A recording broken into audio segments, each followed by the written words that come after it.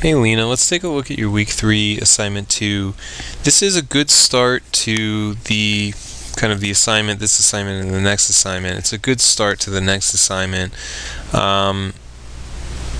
You've got two very good objects in place. Perspective feels accurate in both cases, and I like this object just in and of itself. There's enough variation in the contrast between the colors, the darker wood relative to the lighter cabinetry.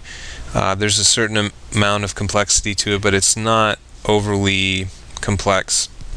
Having different dimensions for the countertop than down below, and having a little bit of depth to each of the cabinetry is kind of a nice touch.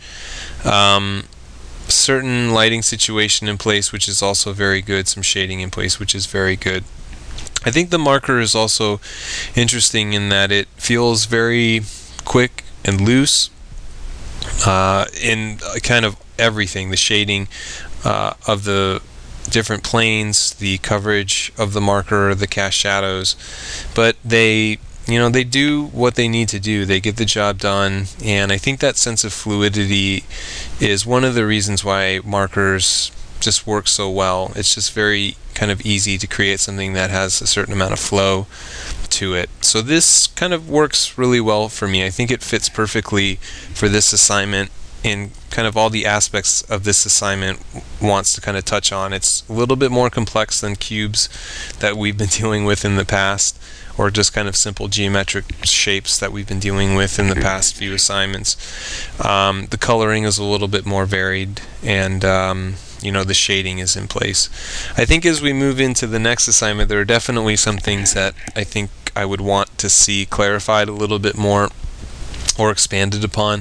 I think the main thing would be texturally. If there is any texture in place, it would be really nice to have that kind of intensified and brought forth a little bit more. If there is a wood texture, I think for me, I'm actually more interested in how the cabinetry facings are textured. If it's glossy, if it's just kind of a painted gray. But I think that's something that would be interesting to see kind of pushed a little bit more. If there's fixtures as well, most cabinets have handles on them, although some don't. But I think that's also something that you'll not want to overlook. And then that in and of itself will start to bring slight kind of detail kind of problems to solve, like highlights on equipment that's maybe glossy, and cast shadows, if there are any, from those kinds of things. And then you'll just kind of have the overall environment to deal with that will be interesting. I don't think you have to do anything kind of major, but I think a ground plane, a wall plane, if there's texture on the ground plane, that would be nice to have in place also. I think that's actually about it. I think this is a good start.